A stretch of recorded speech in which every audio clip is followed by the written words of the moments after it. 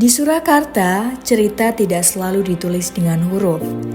Ia hadir dalam garis-garis yang sabar dan dalam malam yang menetes perlahan di atas kain. Sejak lama, batik bukan sekedar busana. Ia adalah cara manusia membaca dunia. Tentang doa, tentang harapan, tentang hubungan antara manusia dan semesta.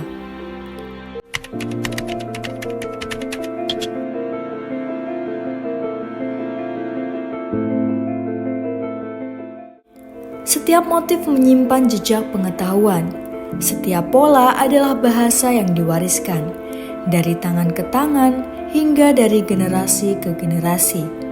Di balik kota yang terus bergerak, batik tetap menjadi ruang literasi yang hidup. Dibaca tanpa suara, dipahami tanpa banyak kata. Pertanyaannya bukan lagi apakah batik masih bertahan, tetapi apakah kita masih mau memahami apa yang sebenarnya ia ceritakan? Wah, saya kurang tahu ya. Ini saya cuma ya asal beli terus suka warnanya, terus saya pakai gitu aja sih. Waduh, apalagi motifnya ya, saya nggak tahu. Kurang memahami saya.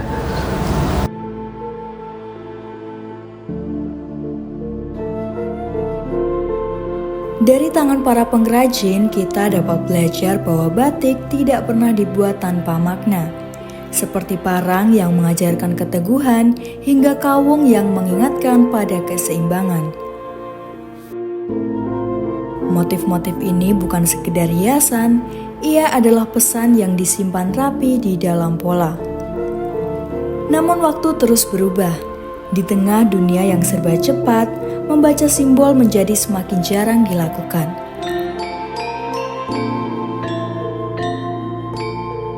Setiap daerah pasti punya ciri khas sendiri-sendiri.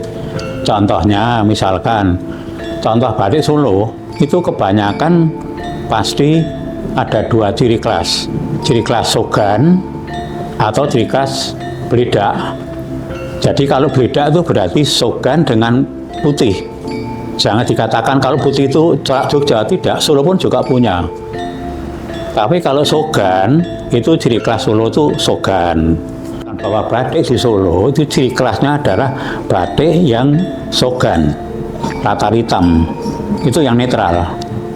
Jadi kalau panjenengan mirsani ada acara di Solo, apakah itu suatu orang yang punya kerja mantu, apakah ada suatu upacara ritual-ritual di keraton atau maupun di Mangkunegaran, itu kebanyakan pasti Sogan atau latar hitam. Kalau yang tertinggi nilai filosofinya batik itu adalah batik parang.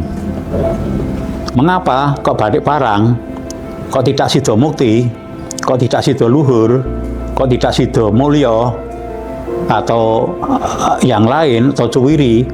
Parang adalah simbol matahari, Surya. Surya simbol kehidupan. Kita tidak ada surya, tidak ada matahari, tidak akan hidup.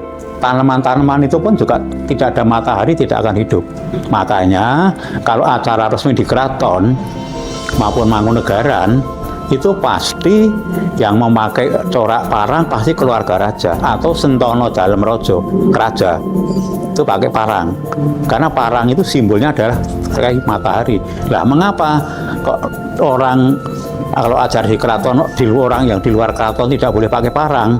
Karena motif parang itu dinilai yang paling tinggi filosofinya, maka orang di luar keraton tidak boleh pakai parang. Saya sebagai Kanjeng Rio itu belum berani pakai parang.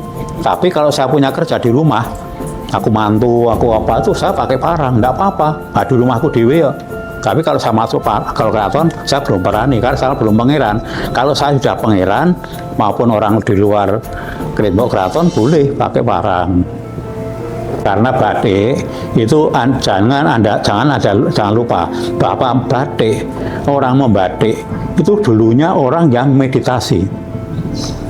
Orang yang meditasi itu adalah orang yang membuat hati kosong, suwung untuk memohon kepada Allah Subhanahu wa Ta'ala atau Tuhan atau Gusti Kang Murbeng Dumadi untuk memohon untuk apa? Tentunya kalau kita punya anak itu yang mau dijadikan manten, supaya nantinya anak saya itu juga bisa menjadi keluarga yang sakinah mawaddah warahmah, menjadi ayam tentrem, menjadi barokah, rezekinya mengalir, dan nanti bisa punya keturunan yang baik, laki-laki atau perempuan itu kan sudah titipan dari Allah Subhanahu wa Ta'ala. Tapi motif batik itu setiap motif ada pesan, ada filosofinya. Itu yang batik tradisi loh ya. Contohnya, mengapa kok dinamakan Sido Mukti? Nah, supaya yang memakai ini diharapkan nantinya bisa menjadi orang yang mukti, mukti wibowo. Artinya apa? Bisa hidup yang layak, bisa hidup yang baik, berkecukupan dan sebagainya, itu namanya mukti. Mengapa kok dinamakan motif Sido Luhur? Supaya putranya nanti menjadi orang yang luhur budine, luhur akhlaknya, luhur budi pekertinya, dan semua itu seperti itu. Contohnya seperti itu. Kalau motif umum, ya motif umum di Solo itu contohnya umpamanya Wahyu Tumurun, umpamanya Sido Mukti, Sido Mulyo, dan juga misalkan semen ngereni, semen romo, atau semen itu tumbuh nggak dikata semi itu tumbuh. Jadi semi itu tumbuh, ya bisa Grageh Waloh. Nah, Grageh Waloh itu kan tanaman petani, karena batik tidak lepas dari pertanian itu.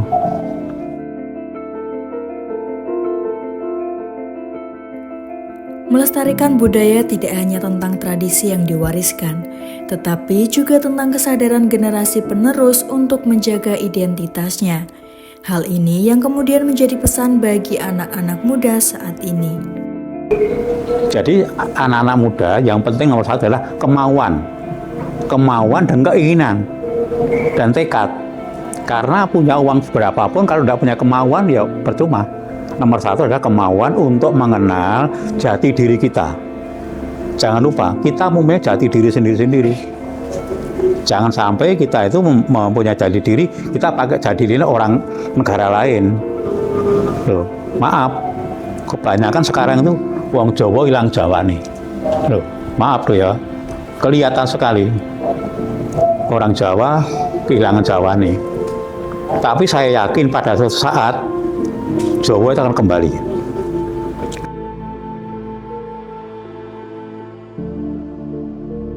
Kini membaca tak lagi terbatas oleh ruang dan waktu. Melalui aplikasi iPusnas, masyarakat dapat dengan mudah mengakses berbagai koleksi buku perpustakaan secara digital. Dengan memanfaatkan gadget yang ada di tangan mereka, generasi muda pun semakin dimudahkan untuk menjelajahi pengetahuan, menjadikan membaca sebagai bagian dari gaya hidup di era teknologi. Literasi mungkin tidak selalu hadir dalam sebuah buku. Ia bisa saja tumbuh dari kain yang disentuh dengan sabar dan garis yang ditarik dengan keyakinan. Batik mengajarkan bahwa membaca adalah tentang merasakan makna, bukan hanya melihat bentuk. Di kota yang terus-menerus bergerak, batik tetap menjadi teks yang tidak pernah selesai ditulis. Literasi bukan hanya kata, namun ia hidup dalam garis dan warna.